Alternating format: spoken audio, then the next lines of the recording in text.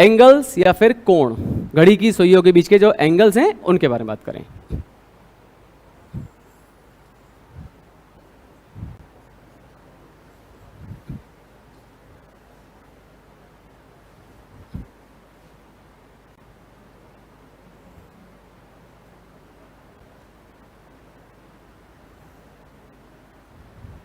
एक अंदाजन तौर पे ये हमारी छोटी सुई है, ध्यान रखें, और ये बड़ी सुई है। समय कितना हो रहा है? 4:10 ही हो रहा है ना भाई। ये पहला नंबर है मेरा, ये दूसरा नंबर है। ये तो मैं कॉमन सेंस बताया कि 1 नंबर मतलब 5 मिनट, 2 नंबर मतलब 10 मिनट, 3 नंबर मतलब 15 मिनट। तो ये हमारा बड़ी सुई मिनट हैंड है 2 नंबर पे 10, और छोटी सुई मैंने 4 से थोड़ा आगे बनाया है। तो टाइम कितना हो गया? 4:10। ठीक है। अब बेटा यहां पे अगर हम छोटी और बड़ी सुई की बात करें,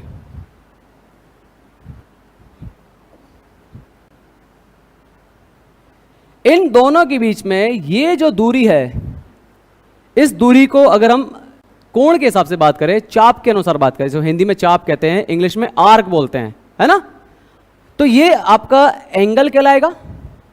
नाम देते हैं थीटा। इन दोनों सुई के बीच की दूरी है ना। क्या इसके अलावा कोई और दूरी भी हो सकती है इसमें?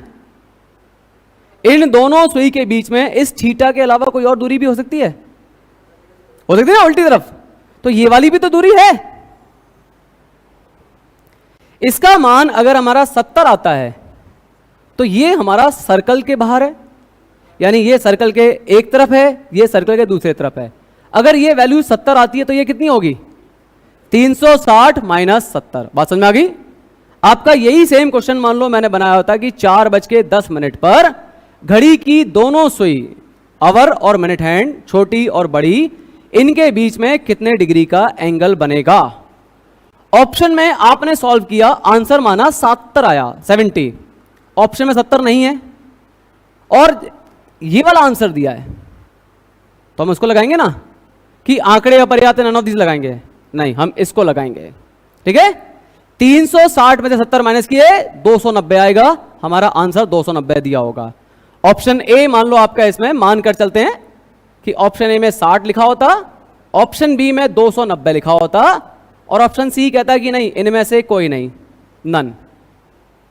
आपने कहा सर हमारा तो 70 आया था, ऑप्शन में दिया ही नहीं था, हम इसको लगाकर आ गए। नहीं, आप गलत हैं। आपको इसे लगाना है क्योंकि ये हमारा एंगल अगर थीटा है तो दूसरा वाला क्या है? 360 माइनस थीटा। ठीक है।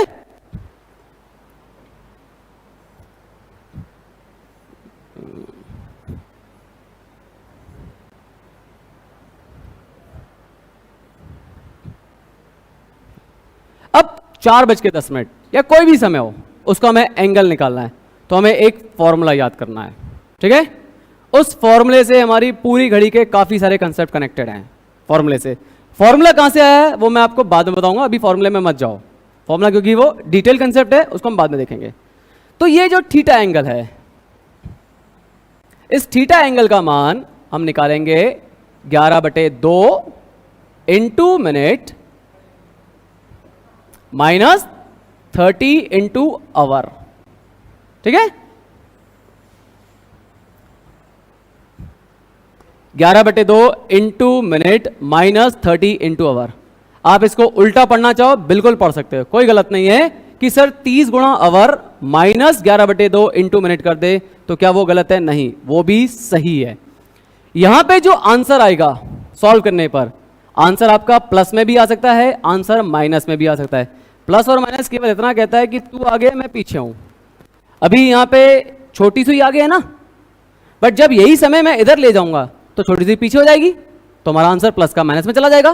पर आंसर जो आएगा थीटा, एग्जाम में जब आएगा तो आपको वहां पे पॉजिटिव वैल्यू ही दी होगी। ठीक है। ये बेटा हो सकता है कि आपको यहां पे 360 वाला भी निकालना पड़े। ये जो एंगल थीटा है, ये क्योंकि छोटा सा हिस्सा है, 180 से कम था, हमने 70 माना था उसको, 180 से कम है ना। अगर वो 180 से कम है तो उसे हिंदी में कहते हैं लघु कोण। ठीक है। इंग्लिश में माइनर एंगल, लघु कोण या माइनर एंगल। और जो बड़ा वाला है उसे दीर्घ कोण कहते हैं, इंग्लिश में मेजर कोण, मेजर एंगल। एग्जाम में अगर यह पूछ लिया जाए कि 4:10 का लघु कोण कितना है, तो हमने जो 70 आंसर माना था, फिर लघु कोण 70 है, दूसरा वाला गलत हो जाएगा।